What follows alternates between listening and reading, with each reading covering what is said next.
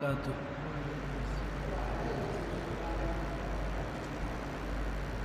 الحمد لله نحمده ونستعينه ونستغفره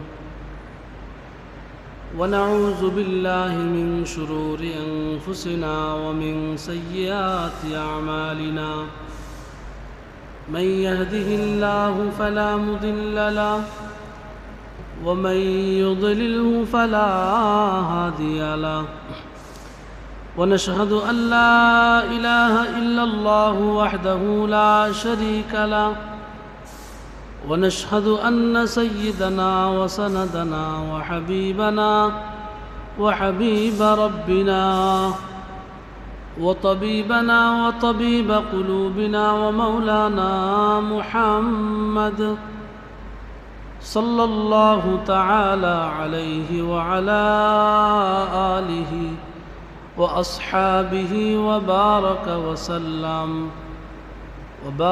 وسلم تسليما كثيرا وداعيا إلى الله بإذنه وسراجا وقمرا منيرا. أما بعد فأعوذ بالله من الشيطان الرجيم. بسم الله الرحمن الرحيم. لتجدن أشد الناس عداوة للذين آمنوا اليهود والذين أشركوا ولتجدن أقربهم مودة للذين آمنوا الذين قالوا إنا نصارى ذلك بأن منهم قسيسين ورهبانا وأنهم لا يستكبرون. وعن أبي هريرة رضي الله تعالى عنه قال: وعدنا رسول الله صلى الله عليه وسلم غزوة الهند فإن أدركها أنفد فيها نفسي ومالي فإن أقتل كنت من أفضل الشهداء وإن أرجع فأنا أبو هريرة المحرر أو كما قال النبي عليه الصلاة والسلام. صدق الله المولانا العظيم وصدق رسوله النبي الكريم ونحن على ذلك من الشاهدين والشاكرين والحمد لله رب العالمين.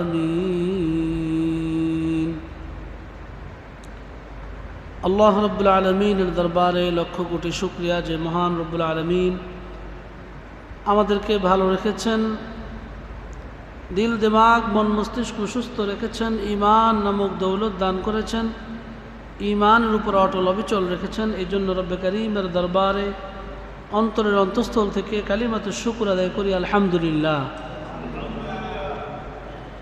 দুরূদ ও সালাম পাঠ করছি আখিরি নবী সাইয়্যিদুল মুরসালিন হযরতে রাসূলুল্লাহ সাল্লাল্লাহু আলাইহি ওয়াসাল্লামের উপর, যিনি আরবের মক্কায় জন্মগ্রহণ করেছেন। প্রাপ্তবয়স্ক হওয়ার পর থেকেই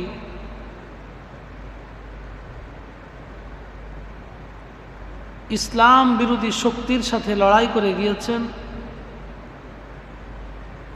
ইহুদিদের সাথে যুদ্ধ করে গিয়েছেন, মুশরিকদের সাথে লড়াই চালিয়ে গিয়েছেন, খ্রিস্টানদের সাথে লড়াই চালিয়ে গিয়েছেন। যার জীবন হলো সংগ্রামের জীবন, যার জীবন হলো ত্যাগের জীবন, যেই রসুলের জীবন হলো রক্ত ঝরানোর জীবন, যেই রসুলের জীবন হলো ক্ষুধায় কষ্ট পাওয়ার জীবন, যেই রসুলের জীবন হলো নিজের আত্মীয় স্বজনকে হারানোর জীবন, যেই রসুলের জীবন হলো মাতৃভূমি ত্যাগ করার জীবন, সেই জীবনটাকে নবীজি সাল্লাল্লাহু আলাইহি ওয়াসাল্লাম ইসলামের জন্য ব্যয় করেছেন। সেই রসুলের উপরে একবার পড়ি সাল্লাল্লাহু আলাইহি ওয়াসাল্লাম। সম্মানিত হাজরিন, ইসলামের বিরুদ্ধে যুগে যুগে চক্রান্ত ষড়যন্ত্র হয়েছে। আল্লাহ রাব্বুল আলামিন যখনই ইসলামের বিরুদ্ধে চক্রান্ত হয়েছে তখনই মহান রব্বুল আলামিন ওই চক্রান্তকে নস্যাৎ করে দিয়ে ইসলামকে বিজয় করেছেন।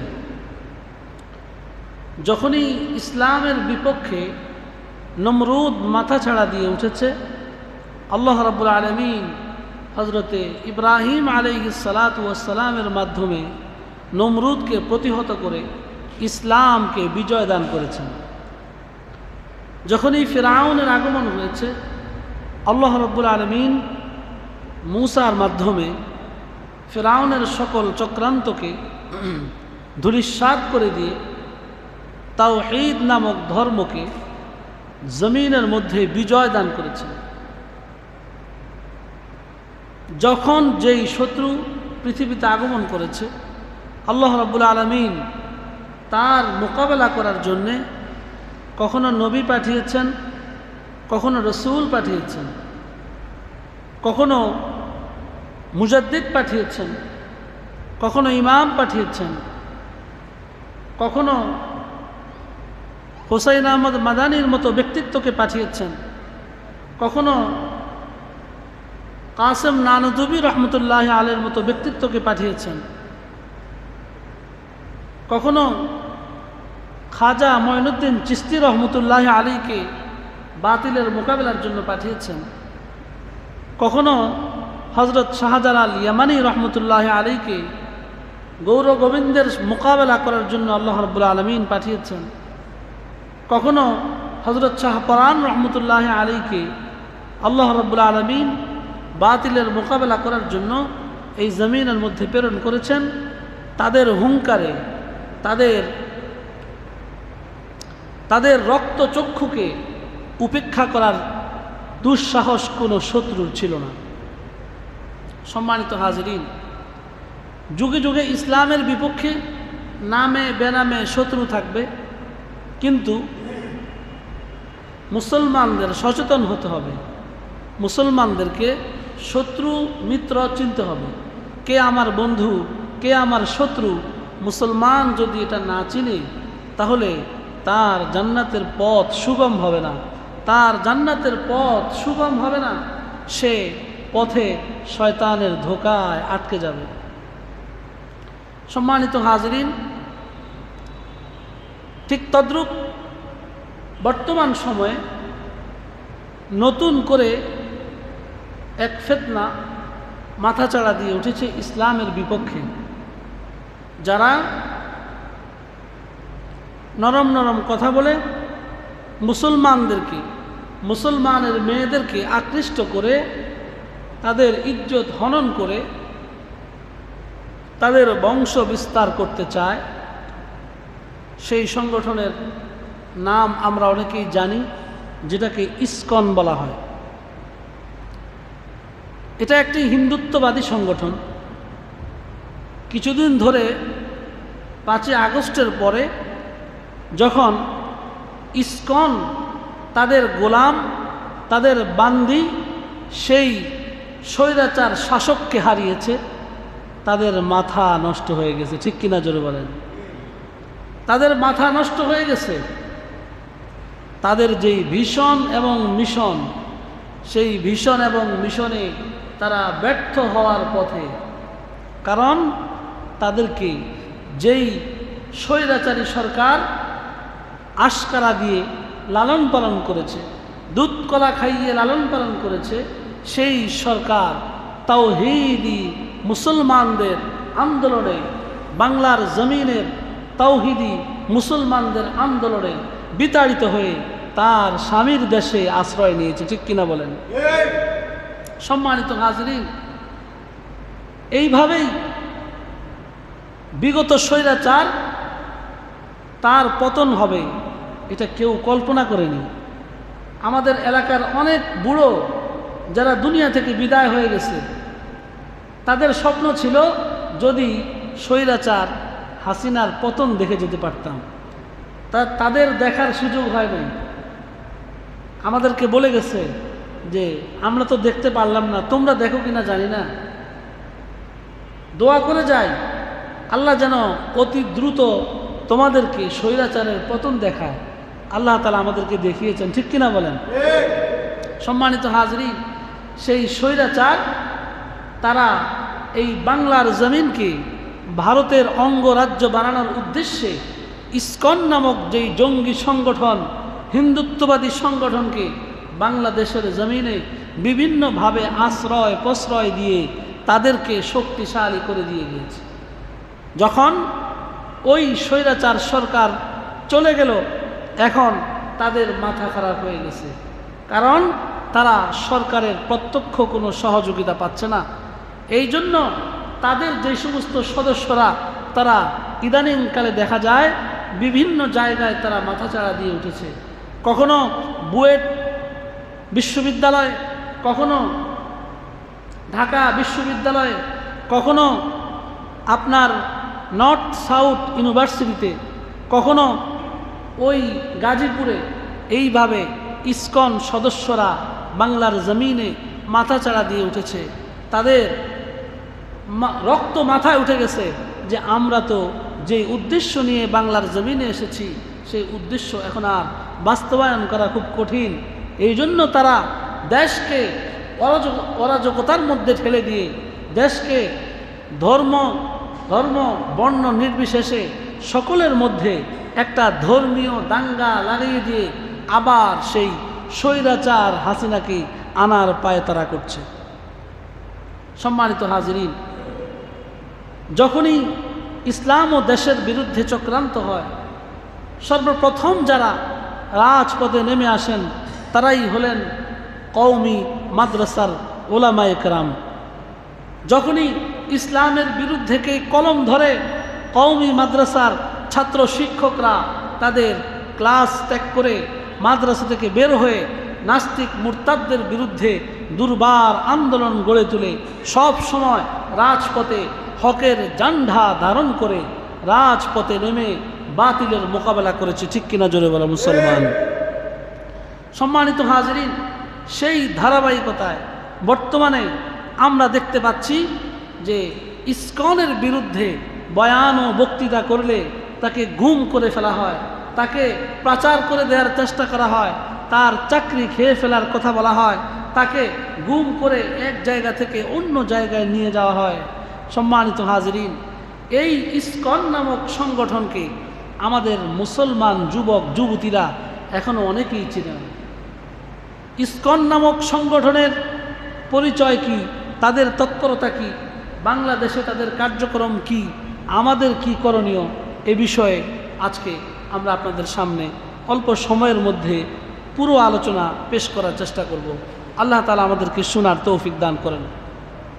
সম্মানিত হাজরিন, ইসকন একটি সংগঠনের সংক্ষিপ্ত নাম, যার অর্থ হল ইন্টারন্যাশনাল সোসাইটি ফর কনসাসনেস।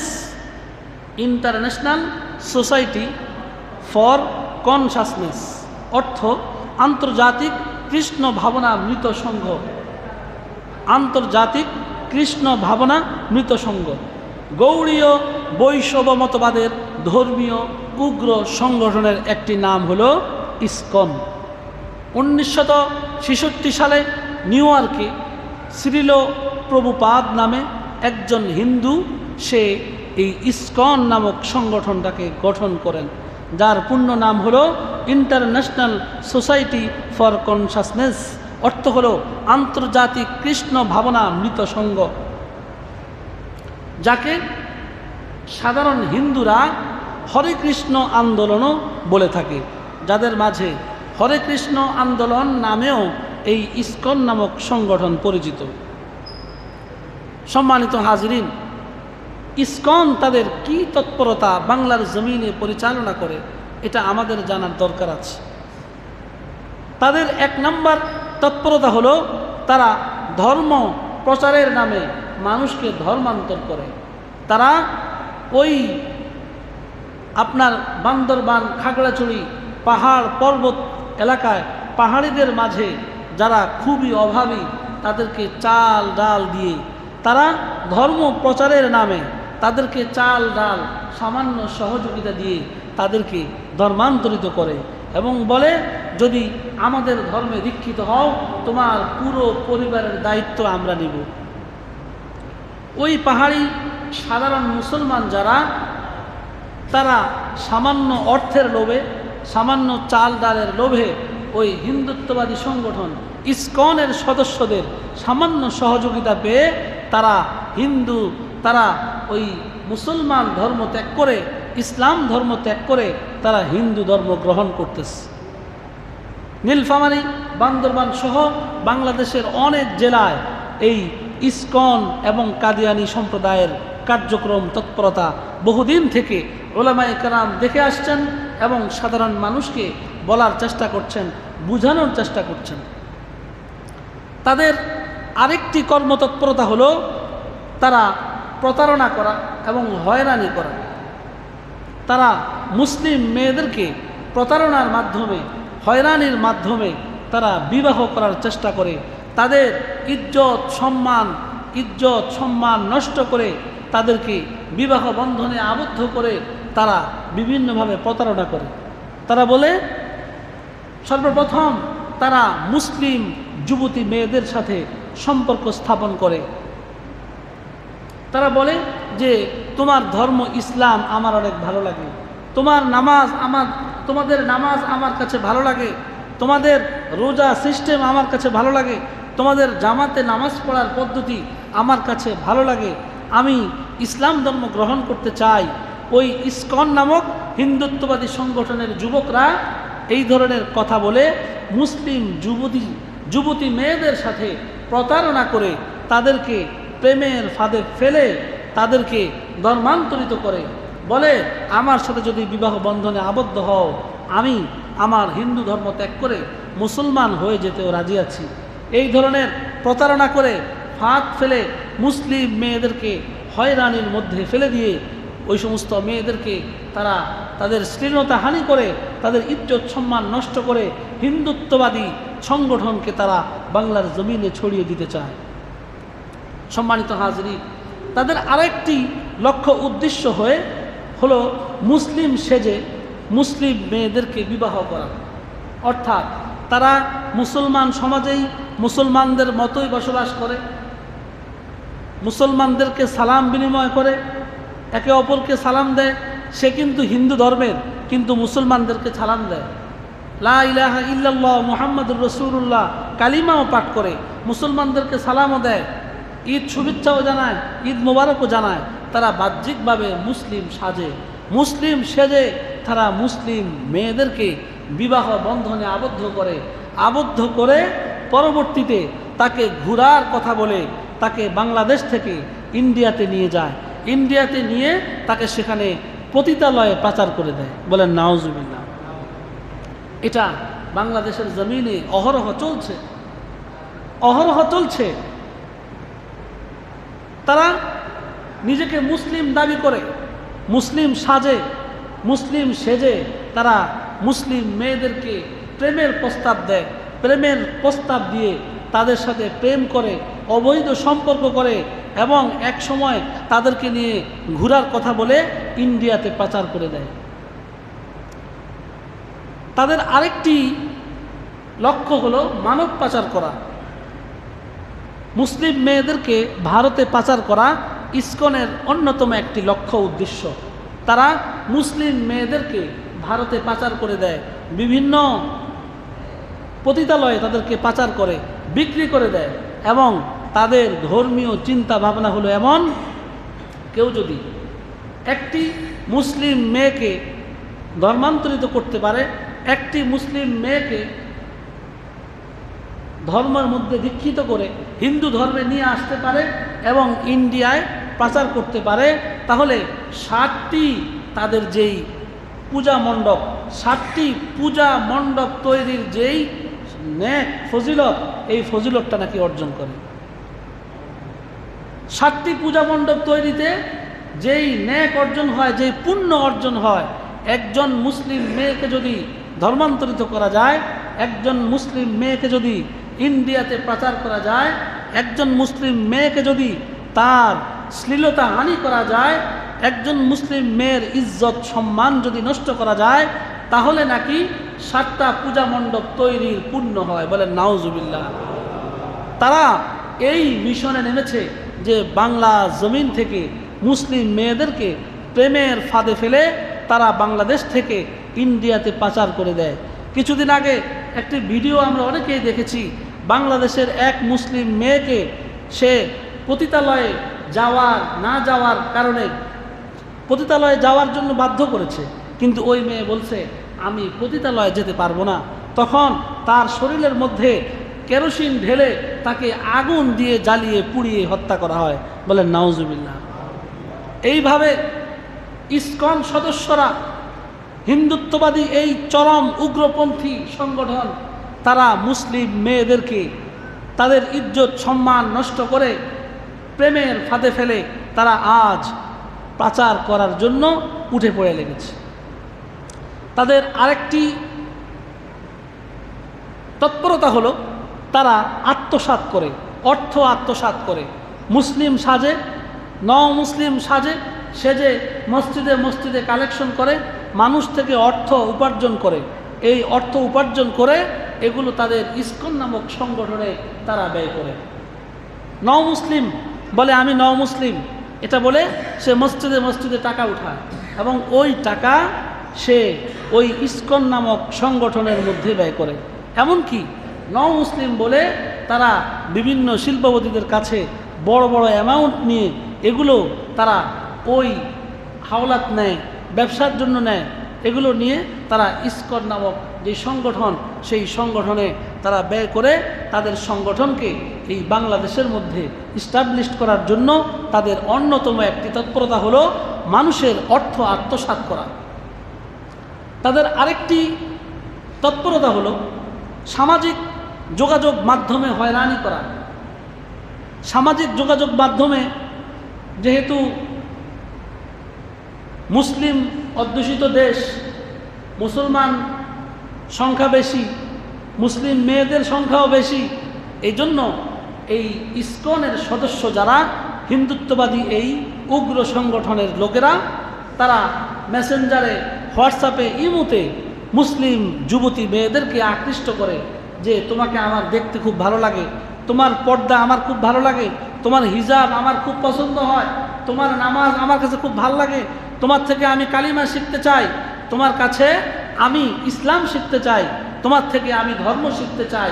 এই ধরনের কথা বলে ওই মুসলিম মেয়েদেরকে তার প্রতি আকৃষ্ট করে, বলে আমি ইসলাম ধর্ম গ্রহণ করতে চাই, যদি তোমাকে বিবাহ করতে পারি তাহলে আমি ইসলাম ধর্ম গ্রহণ করব। এই ধরনের কথা বলে আমাদের সরলমনা মুসলিম মেয়েদেরকে তারা প্রথমে মেসেঞ্জার, ইমোর মাধ্যমে তাদের সাথে হয়রানি করে, সম্পর্ক স্থাপন করে, তারপর সাক্ষাৎ করে, তারপর পরকীয়া করে, তারপর শারীরিক সম্পর্ক তৈরি করে, তারপর ওগুলোকে শারীরিক সম্পর্কের একান্ত সময়ের ভিডিওগুলোকে ধারণ করে তারা এগুলো মাধ্যমে ওই মুসলিম মেয়েদেরকে ব্ল্যাকমেইল করে, বলে যদি আমার কথা না শুনো তোমার এই সমস্ত ভিডিও আমি অনলাইনে ছেড়ে দিব। তখন ওই মুসলিম মেয়ে তার কথা শুনতে বাধ্য, তখন তাকে নিয়ে বাংলাদেশ থেকে তাকে ইন্ডিয়া পাচার করে দেয়। বাংলাদেশের বহু মেয়েকে এই পর্যন্ত, বাংলাদেশের মুসলিম বহু যুবতীকে এই পর্যন্ত ইসকন সদস্যরা ভারতে পাচার করে দিয়েছে। আমরা ঐক্যবদ্ধ না হওয়ার কারণে, আমরা আমাদের মুসলমানদের পাশে, একে অপরের পাশে না দাঁড়ানোর কারণে, আমাদের সামাজিক অবক্ষয়ের কারণে, পর্দা প্রথা উঠে যাওয়ার কারণে, পর্দার বিধান লঙ্ঘিত হওয়ার কারণে আজকে আমাদের সমাজে এই দুরবস্থা চলছে। সামাজিক যোগাযোগ মাধ্যমের অপব্যবহার চলছে। অবিবাহিত যুবক যুবতীদের হাতে বাবা মা বড় মোবাইল দিয়ে দিয়েছে, যার কারণে সে যাকে ইচ্ছা তাকে পছন্দ করছে, যাকে ইচ্ছা তাকে ভালোবাসছে, যাকে ইচ্ছা তাকে প্রেমের প্রস্তাব দিচ্ছে, এবং সে প্রেমের প্রস্তাব গ্রহণ করে নিজের ঈমান, নিজের ইসলাম, নিজের তাওহীদ সব হারিয়ে আজকে নিঃস্ব হয়ে, তার ইজ্জত সম্মান সব হারিয়ে নিঃস্ব হয়ে যাচ্ছে। সম্মানিত হাজরিন, তাদের এই ইসকন নামক সংগঠনের অন্যতম আরেকটি তৎপরতা হলো তারা কৃত্রিমভাবে দাঙ্গা তৈরি করে। আপনারা দেখেছেন এবং শুনেছেন ইদানিংকালে বহু ঘটনা এমন ঘটছে, হিন্দুদের লোকেরাই তাদের পূজা মণ্ডপকে, তাদের মূর্তিগুলোকে ভেঙে মুসলমানদের বিরুদ্ধে প্রোপাগান্ডা চালিয়ে দিয়েছে যে আমরা এই দেশে নিরাপদ নয়। অথচ পরবর্তীতে যাচাই করে দেখা গেল তাদের মূর্তি তারা নিজেরাই ভাঙছে। ঠিক কিনা জোরে বলেন? এরকম অনেক ঘটনা ঘটছে। তারা নিজেদের মূর্তি নিজেরা ভেঙে মুসলমানদের কাঁধে এর দায় চাপিয়ে তারা বাংলাদেশে হিন্দু মুসলিম দাঙ্গা লাগাতে চায়। ঠিক কিনা জোরে বলেন? আমরা সচেতন, বিভিন্ন রাজনৈতিক দল তাদের পূজা মণ্ডপকে পাহারা দিয়েছে যেন কেউ কোনো ক্ষতি করতে না পারে। পুলিশের মাধ্যমে তাদের পূজা মণ্ডপকে পাহারা দেওয়া হয়েছে। বিগত সরকারের আমলে প্রচুর পরিমাণ সরকারি বাহিনীর সহযোগিতা নিয়ে ইসকন সদস্যরা মাদারীপুর সহ বিভিন্ন জেলায় নিজেদের মূর্তি নিজেরা ভেঙে মুসলিম যুবকদের নামে, বিভিন্ন এলাকার আলেম ওলামাদের নামে মূর্তি ভাঙার অপরাধে মামলা দিয়ে বছরকে বছর তাদেরকে হয়রানি করেছে। ঠিক কিনা জোরে বলেন? সেই তুলনায় এখন যেহেতু স্বৈর শাসকও নাই, ইসকন নামক সদস্যদেরকে সহযোগিতা করার মতো সরকারও নাই, এই জন্য এই বছর বিগত 10-15 বছরের ইতিহাসে সবচেয়ে কম এই মূর্তি ভাঙার ঘটনা ঘটেছে। এর থেকে স্পষ্ট বিগত সরকারের আমলে যত হিন্দু মুসলিম দাঙ্গা হয়েছে সবগুলো ইসকন নামক সেই হিন্দু জঙ্গি সংগঠনের মাধ্যমেই ঘটেছে। ঠিক কিনা জোরে বলেন? মুসলমানরা কখনো অন্য ধর্মাবলম্বী মানুষের ধর্মীয় আঘাতে কখনো অনুমতি দেয় না। মুসলমানরা অন্য ধর্মের লোকদেরকে দাওয়াত দিতে পারে, ইসলামের সৌন্দর্য ফুটিয়ে তুলতে পারে। এটা তো ইসলামী হুকুমত না, এখানে তো প্রশ্নই আসে না। কোথাও যদি ইসলামী হুকুমত প্রতিষ্ঠা হয়, কোরআনী শাসন প্রতিষ্ঠা হয়, সেখানেও কোনো বিধর্মীর অধিকার হনন করার ক্ষমতা ইসলাম ওই রাষ্ট্রপ্রধানকে দেয় নাই। ঠিক কিনা জোরে বলেন? সুতরাং বর্তমান গণতান্ত্রিক রাষ্ট্রে হিন্দুদের অধিকার খর্ব করা তো প্রশ্নই আসে না। ইসলামী হুকুমতে যদি প্রতিষ্ঠা হয়, স্পষ্ট ভাষায় বলছি, যারা বিধর্মী রয়েছে তারা তাদের ধর্ম সুন্দরভাবে পালন করবে। তাদের ধর্মে কোনো ধরনের, তাদের ইবাদতে, তাদের পূজায় কোনো ধরনের বাধা প্রদান করা হবে। হ্যাঁ, আমরা যেহেতু মুসলমান, তারা আমাদের সাথে থাকে, আমরা চাইলে তাদেরকে ইসলামের সৌন্দর্য বলতে পারি, আমরা চাইলে তাদেরকে ইসলামের সৌন্দর্য ফুটিয়ে তুলতে পারি, আমরা চাইলে তাদেরকে ইসলামের দাওয়াত দিতে পারি। সে যদি ইসলামের দাওয়াতকে গ্রহণ না করে, তাহলে তাকে ইসলাম ধর্মে দীক্ষিত হওয়ার জন্য জোরাবলি করার মতো ক্ষমতা ইসলামী সরকারকেও আল্লাহ পাক কি করেন নাই? দেন নাই। সম্মানিত হাজিরিন, এই ইসকন নামক যে সংগঠন, এদেরকে সারা পৃথিবীর প্রায় বহু রাষ্ট্রে তাদেরকে নিষিদ্ধ করা হয়েছে।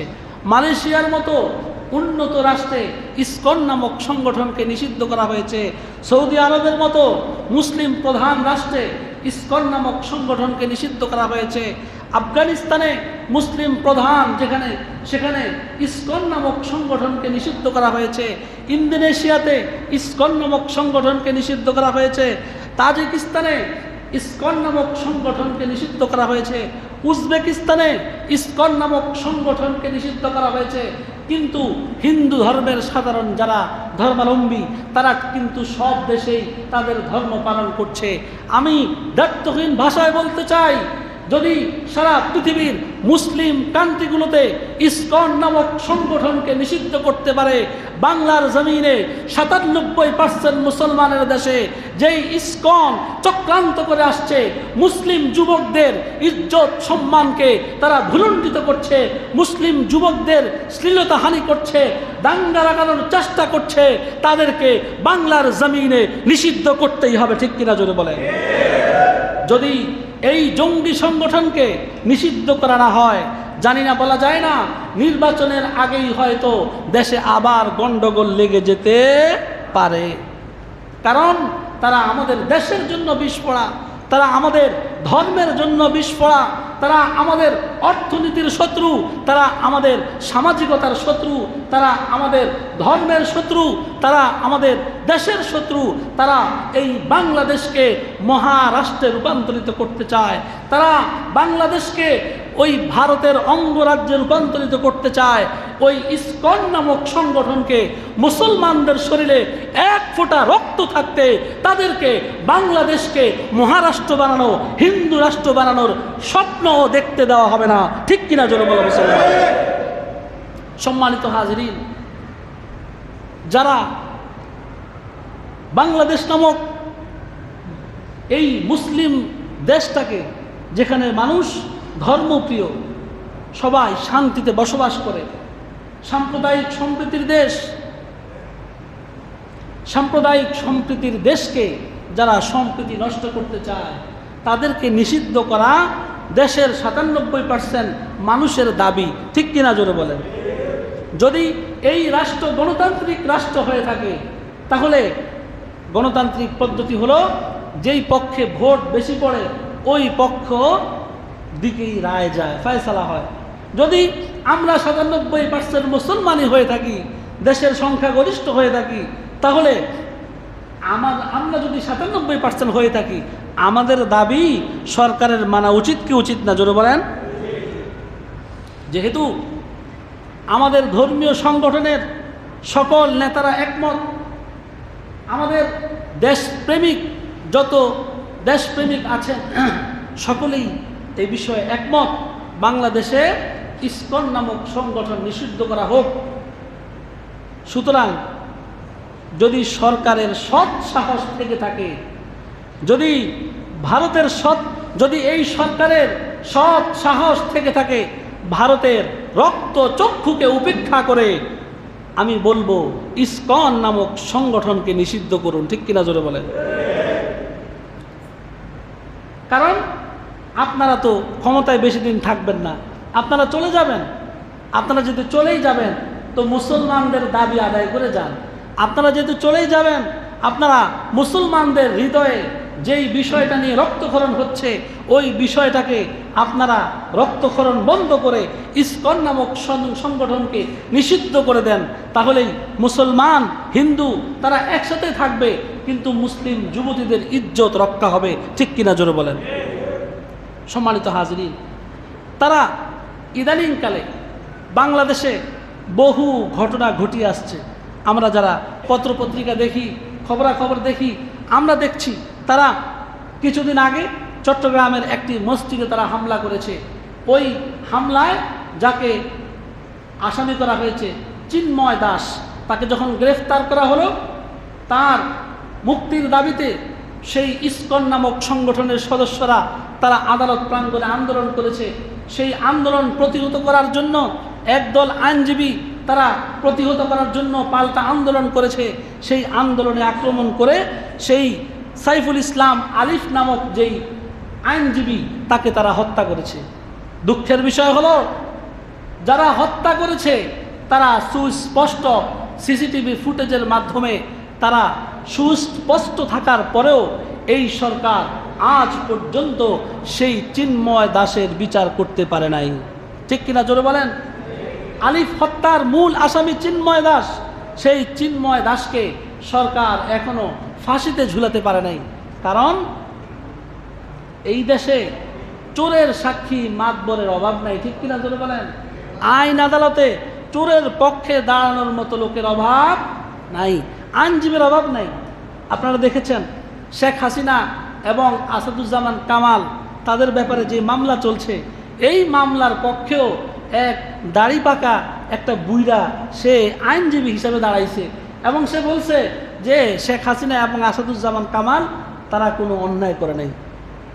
চিন্তা করেন, সুস্পষ্ট 15 বছরের নির্যাতন নিপীড়ন, সুস্পষ্ট প্রমাণাদি থাকার পরেও যেই দেশের আদালতে চোরের পক্ষে সাক্ষী পাওয়া যায়, যেই দেশের আদালতে চোরের পক্ষে উকিল পাওয়া যায়, যেই দেশের আদালতে চোরের পক্ষে আপনার বিচারক পাওয়া যায়, ওই দেশে কখনো মুসলিম হত্যার বিচার চিন্ময় দাসের ফাঁসি দেওয়া সম্ভব না। চিন্ময় দাসের ফাঁসি তখনই হবে যখন এদেশে ইসলাম কায়েম হবে। ঠিক কিনা জোরে বলো মুসলমান? ওই চিন্ময় দাসের ফাঁসি তখনই হবে যখন কোরআনী শাসন বাস্তবায়ন হবে। চিন্ময় দাসের ফাঁসি তখনই হবে যখন যারা ইনসাফগার, সমাজের ভালো লোক যারা নেতৃত্বে আসবে, তখনই চিন্ময় দাসের মতো সন্ত্রাসী ব্যক্তির ফাঁসি হবে। ঠিক কিনা জোরে বলো মুসলমান? ইসকন নামক সংগঠন তখনই নিষিদ্ধ হবে যখন রাষ্ট্রের মূল জায়গায় যারা রাষ্ট্রের প্রকৃত কল্যাণকামী তারা বসবে, তখন অবশ্যই অবশ্যই ইসকন নামক এই জঙ্গি সংগঠনকে নিষিদ্ধ করতে বাধ্য হবে। আপনি কি বলেন, ইন্ডিয়াকে পৃথিবীর মধ্যে যত মুসলিম দেশ আছে সব মুসলিম দেশ, অনেক উজবেকিস্তান, তাজিকিস্তান, এগুলো তো ছোট রাষ্ট্র, তারাও কিন্তু ইসকন নামক সংগঠনকে নিষিদ্ধ করেছে। কিন্তু আমাদের সরকার ইসকনকে নিষিদ্ধ করতে চায় না, কারণ ইসকন এই দেশে ইসকন নাম দিয়েছে, কিন্তু তারা প্রত্যেকেই ভারতের গোয়েন্দা সংস্থা র এবং আরএসএস যেই সংগঠন আছে, আরএসএস, তাদের দেশের নাম কি? আরএসএস। আর ওই দেশের সংগঠনটাই এই দেশে চলে ইসকন নামে। এই দেশের প্রতিটি ইসকন সদস্য তারা প্রত্যেকেই ভারতের আরএসএস এর সদস্য। ঠিক কিনা জোরে বলো মুসলমান? ওই আরএসএস এর যেই উদ্দেশ্য, তাদের যেই কর্মতৎপরতা, আমাদের দেশের ইসকন নামক সংগঠনের সদস্যদের সেই কর্মতৎপরতা। হিন্দুত্ববাদী সংগঠন বিজেপির যেই কর্মতৎপরতা, আমাদের দেশের ইসকনের সেই কর্মতৎপরতা। ভারত যেমন নাকি তারা মুসলিম নিধনে ব্যস্ত, ভারতের সেই আরএস যারা নাকি গেরুয়া বাহিনী, যারা প্রত্যেকটা মসজিদের মধ্যে মন্দির খুঁজে বেড়ায়, তারা মসজিদ ভাঙার ওস্তাদ হয়ে গিয়েছে, ওই আরএসএস এর সদস্যরাই বাংলাদেশের মুসলিম মেয়েদের ইজ্জত, সম্মান, সম্ভ্রম নষ্টের জন্য তারা আপ্রাণ চেষ্টা করে যাচ্ছে।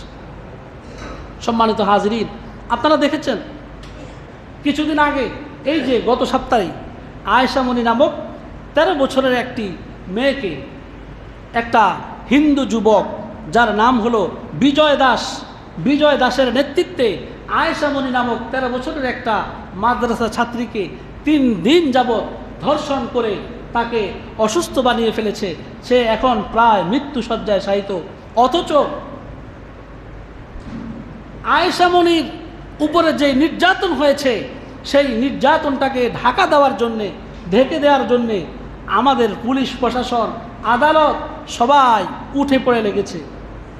অর্থাৎ যেই বিজয় দাস সহ তার সাঙ্গপাঙ্গরা এই ইজ্জত হানির মধ্যে তারা সংযুক্ত ছিল, তাদেরকে বাঁচানোর জন্য সবাই আপ্রাণ চেষ্টা করে যাচ্ছে। কি নার্স, কি ডাক্তার, কি বিচারক, সবাই বলতে চায় ওই মেয়ে এদের সাথে প্রেম করছে, এই জন্য সে নির্যাতিত হয়েছে। যদি প্রেম করেই থাকে তাহলে তো সংঘবদ্ধভাবে একটা 13 বছরের মেয়েকে, একটা 13 বছরের মেয়ে প্রেমের কি বুঝে? নির্যাতনকে প্রেমের ছাঁচে ফেলে ওই বিজয় দাসকে মুক্তির ব্যবস্থা করা হচ্ছে। তাদের বিরুদ্ধে কথা বলার মতো কোনো সাহস নেই এবং মেডিকেল রিপোর্ট প্রমাণ করার চেষ্টা করছে, মেডিকেল রিপোর্টের মাধ্যমে যে তার সাথে মেলামেশা করা হয় নাই, এই ধরনের রিপোর্ট তৈরি করা হচ্ছে যেন ওই বিজয় দাস ইসকনের সদস্য মুক্তি পেয়ে যায়। আল্লাহর এক বান্দা আতাউর রহমান বিক্রমপুরী, এই এক বান্দা সেই ইসকন নামক সদস্য ভারতের দালালদের বিরুদ্ধে ঐক্যবদ্ধ হয়ে মাঠে ছিল এখন তার পক্ষে হাজারো মানুষ দাঁড়ায় গেছে। আমরা এগুলো নিয়ে চিন্তা করি না। লক্ষ লক্ষ টাকার বিনিময়ে পুলিশকে বলেছে মেডিকেল রিপোর্ট পরিবর্তন করো, যেন বিজয় দাসকে কোনোভাবে ফাঁসানো না যায়, যেন বিজয় দাস যেন বেঁচে যায়। তো মুসলিম মেয়েকে এই যে অপমান অপদস্থ করা হলো, এর কি কোনো বিচার হবে না? তার কোনো কি বিচার হবে না? পুলিশ, ডাক্তার সকলে মিলে ঐক্যবদ্ধভাবে ওই রিপোর্টটাকে পরিবর্তন করার চেষ্টা করে ওই বিজয় দাস যেই তাকে বাঁচায় দেওয়ার জন্য চেষ্টা করা হচ্ছে। তারপরে দেখুন মুফতি মহিবুল্লাহ মিয়াজি, গাজীপুরের একজন সম্মানিত মুরব্বী খতিব, তিনি তার মিম্বারের মধ্যে ভারতের ইসকন সদস্যদের বিরুদ্ধে, ইসকন নামক সংগঠনের বিরুদ্ধে তিনি যখন বক্তৃতা করেছেন, তাকে বারবার হুমকি দেওয়া হয়েছে। তারপর গাজীপুর থেকে গুম করে অকথ্য নির্যাতন নিপীড়ন চালিয়ে তাকে পঞ্চগড়ের একটা সীমান্ত এলাকায় শিকল দিয়ে বেঁধে উলঙ্গ করে ফেলে রাখা হয়েছে। এগুলোর কোনো বিচার হয় না, এগুলোর কোনো তদন্ত হয় না। কেমন যেন আমাদের রাষ্ট্র পুরো কাঠামোটাই ইসকনের সহযোগিতার মধ্যে লিপ্ত রয়েছে। সবাই কেমন যেন ইসকনকে সহযোগিতা করছে। আজকে যদি একজন বড় ব্যবসায়ীকে এইভাবে নোয়াপাড়া থেকে তুলে একবারে আপনার সেই বর্ডারের কাছে নিয়ে ফেলে দেওয়া হয়, উনি যদি মামলা করেন, সাথে সাথে নোয়াপাড়ার এই রাস্তায় যতগুলো সিসি ক্যামেরা আছে সবগুলো দেখবে যে তাকে কোন অ্যাম্বুলেন্সে উঠানো হইলো, যারা তাকে উঠাইলো তার দেখতে কেমন, ওই তারাবোর মোড়ের মধ্যে যে সিসি ক্যামেরা আছে এগুলো পর্যবেক্ষণ করবে, ব্রিজের গোড়ার সিসি ক্যামেরা পর্যবেক্ষণ করবে, স্টাফ কোয়ার্টারের সিসি ক্যামেরা পর্যবেক্ষণ করবে, এই গাড়িটা কোন দিকে গেল। তারপর যাচাই বাছাই করে তাকে 2-4 দিনের মধ্যে অ্যারেস্ট করে ফেলবে। কিন্তু একজন ইমাম যখন ইসকনের বিরুদ্ধে বক্তব্য দেওয়ার কারণে তার উপরে নির্যাতন করা হলো, তাকে গুম করা হলো, আফসুস পুরো রাষ্ট্র কাঠামো কোনো একটা অংশই তার পক্ষে দাঁড়ানোর মতো সাহস হলো না। সর্বশেষ গতকাল রাতে দেখলাম ধর্মমন্ত্রী এবং প্রধান উপদেষ্টা এই বিষয়টি মাথায় নিয়ে সঠিক তদন্ত করে এর বিচার কার্য দ্রুত করার জন্য বলেছেন। কোনো লাভ হবে না, হয়তো তাদেরকে ধরবে, কিন্তু তাদের পক্ষেও কোর্ট কাছারিতে মিথ্যা সাক্ষীদাতা পাওয়া যাবে, তাদের পক্ষেও মিথ্যা সাক্ষ্যদাতা উকিল পাওয়া যাবে, তাদের পক্ষেও ব্যারিস্টার দাঁড়ায় যাবে, বিচার হবে না। এগুলোর কোনো বিচার নাই।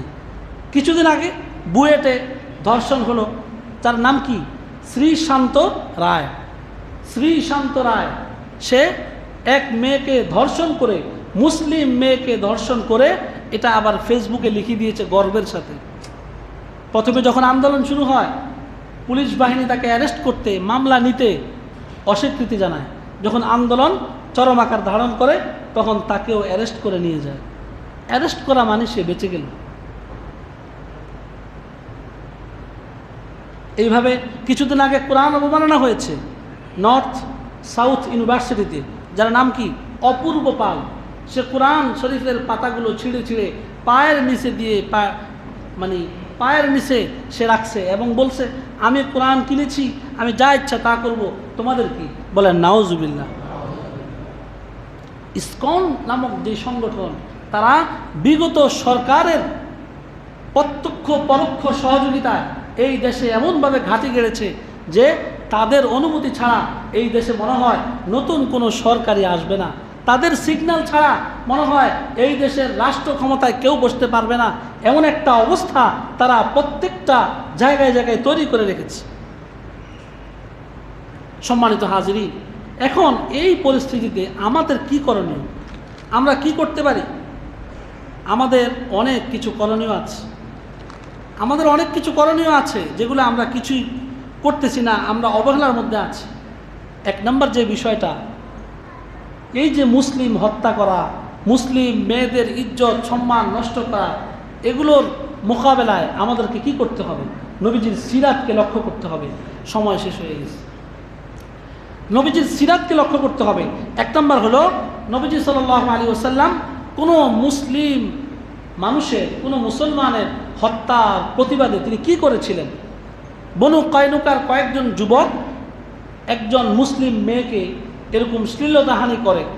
এর প্রতিবাদ একজন মুসলিম করতে গেলে বনু কায়নুকা ইহুদি গোত্রের লোকেরা ওই লোকটাকেও হত্যা করে। তারপর নবীজি সাল্লাল্লাহু আলাইহি ওয়াসাল্লাম বিশাল বাহিনী বনু কায়নুকার বিরুদ্ধে প্রেরণ করেছেন এবং বলেছেন তাদেরকে আবদ্ধ করে রাখো, 15 দিন পর্যন্ত তাদেরকে আবদ্ধ করে রাখা হয়। যখন তারা সিলিন্ডার করে তখন তাদেরকে মদিনা থেকে বের করে দেওয়া হয়, শুধু একজন মহিলার সম্মান হানির কারণে, মুসলিম একজন মেয়ের সম্মান হানি করার কারণে নবীজি সাল্লাল্লাহু আলাইহি ওয়াসাল্লাম একটা গোত্রকে মদিনা থেকে বের করে দিয়েছেন। তারপরে আমরা দেখি সুলহ হুদাইবিয়ার সন্ধির সময় উসমান হত্যার বিচার যখন শুরু হলো, উসমান হত্যার কথা যখন ছড়িয়ে পড়ল, নবীজি সাল্লাল্লাহু আলাইহি ওয়াসাল্লাম সকল সাহাবীদেরকে হাতে হাত রেখে বায়াত গ্রহণ করেছে যে আমরা উসমান হত্যার বিচার করা ছাড়া আমরা হুদাইবিয়া ত্যাগ করব না। হযরত উসমানকে হত্যা করা হয়নি, শয়তান ছড়িয়ে দিয়েছিল যে উসমানকে হত্যা করা হয়েছে। তখন নবীজি সাল্লাল্লাহু আলাইহি ওয়াসাল্লাম সব সাহাবীদেরকে একত্র করে হাতে হাত রেখে বায়াত করেছেন, যেটাকে বায়াতে রিজওয়ান বলা হয়। একজন মুসলিমের রক্তের দাম কত? একজন মুসলিমের রক্তের দাম কত? নবীজি সাল্লাল্লাহু আলাইহি ওয়াসাল্লামের সিরাত দেখলে আমরা বলতে পারি। গাসসান গোত্র নবীজি সাল্লাল্লাহু আলাইহি ওয়াসাল্লামের দূতকে হত্যা করেছিল, তখন নবীজি সাল্লাল্লাহু আলাইহি ওয়াসাল্লাম বিশাল বাহিনী ওই গাসসান গোত্রের বিরুদ্ধে প্রেরণ করেছিলেন। মাআন অঞ্চলে গভর্নর ফারওয়ান বিন আমর আল জুদানিকে তারা ওই রোমানরা হত্যা করেছিল। নবীজি সাল্লাল্লাহু আলাইহি ওয়াসাল্লাম ওসামা বিন যায়েদ রাদিয়াল্লাহু তাআলার নেতৃত্বে একটা বাহিনী গঠন করেছিলেন যে আমি যদি ইন্তেকাল হয়ে যায় আমার, তোমরা সেই গভর্নর ফারওয়ান বিন আমর আল জুদানির হত্যার প্রতিশোধ তোমরা গ্রহণ করবে। শাহজালাল ইয়ামানি রহমতুল্লাহ আলাইহি গৌর গোবিন্দ যখন সিলেটে এসে মুসলিম হত্যায় মেতেছিল, আল্লাহ রাব্বুল আলামিন সেই ইয়েমেন থেকে আমাদের দেশে হযরত শাহজালাল রহমতুল্লাহ আলাইহিকে প্রেরণ করে দিয়ে বলেছেন মুসলিম হত্যা যখনই শুরু হবে তখনই আমি শাহজালালের মতো ব্যক্তিকে আবার পাঠিয়ে দিব। ঠিক কিনা জোরে বলেন? আমাদেরকেও সচেতন হতে হবে, আমাদের সম্মান আমাদেরকে জানতে হবে, ঐক্য গড়ে তুলতে হবে, শক্তিশালী আমাদের মিডিয়া তৈরি করতে হবে, গাজওয়াতুল হিন্দের প্রস্তুতি নিতে হবে। গাজওয়াতুল হিন্দ সম্পর্কে হাদিস বলেই শেষ করছি। হযরত আবু হুরায়রা রাদিয়াল্লাহু তাআলা আনহু বলেন, হে উম্মতেরা শুনো, ওয়া'আদানা রাসূলুল্লাহ সাল্লাল্লাহু আলাইহি ওয়াসাল্লাম গাজওয়াতুল হিন্দি। হে উম্মতেরা, হে রাসূলের সাহাবীরা শুনো, আমাদের সাথে প্রিয় নবী সাল্লাল্লাহু আলাইহি ওয়াসাল্লাম গাজওয়াতুল হিন্দ অর্থাৎ হিন্দুস্তানের যুদ্ধের কথা বলেছিলেন। ফাইন উদ্রিকহা উনফিদু ফিহা নাফসি ওয়া মালি, যদি আমি সেই গাজওয়াতুল হিন্দ আমি পাই, আমার জীবন, আমার অর্থ সম্পদ সব আমি ওই যুদ্ধের জন্য ব্যয় করব। ফাইন উক্তাল কুনতু মিন আফজালিশ শুহাদা, আমি যদি সেই গাজওয়াতুল হিন্দে শাহাদাত বরণ করি তাহলে আমি সর্বোত্তম শহীদ হিসাবে বিবেচিত হব। ওয়া ইন আরজি ফাআনা আবু হুরায়রাতাল মুহাররার, আর যদি গাজওয়াতুল হিন্দে আমি বিজয় অর্জন করে শাহাদাতের সুদা পান না করে আমি যদি ফিরে আসি তাহলে আমি জাহান্নামের আগুন থেকে মুক্ত হব। অর্থাৎ যেই ব্যক্তি গাজওয়াতুল হিন্দে অংশগ্রহণ করবে, মুসলিম এবং মুশরিক হিন্দুত্ববাদীদের সাথে যেই লড়াই, সেই লড়াইয়ে যারা অংশগ্রহণ করবে তারা হলো উত্তম শহীদ। আর যারা গাজওয়াতুল হিন্দে অংশগ্রহণ করে বিজয়ের বেশে ফিরে আসবে তাদেরকে বলা হয়েছে তারা জাহান্নামের আগুন থেকে মুক্তি পাবে। সুবহানাল্লাহ বলবেন না? গাজওয়াতুল হিন্দের জন্য আমাদের সকলকে প্রস্তুতি নিতে হবে, আমাদের ঈমানকে মজবুত করতে হবে, যেন কাফের মুশরিকদের সামনে আমরা লড়াই চালিয়ে যেতে পারি। সাংস্কৃতিক লড়াই, ধর্মীয় লড়াই, বাণিজ্যিক লড়াই সহ সব ধরনের যুদ্ধে আমরা জয়লাভ করতে পারি, সেই চেতনাকে সামনে নিয়ে চলার আহ্বান জানিয়ে আজকের আলোচনা শেষ করছি। ওয়া আখিরু দাওয়ানা আনিল হামদুলিল্লাহি রাব্বিল আলামিন।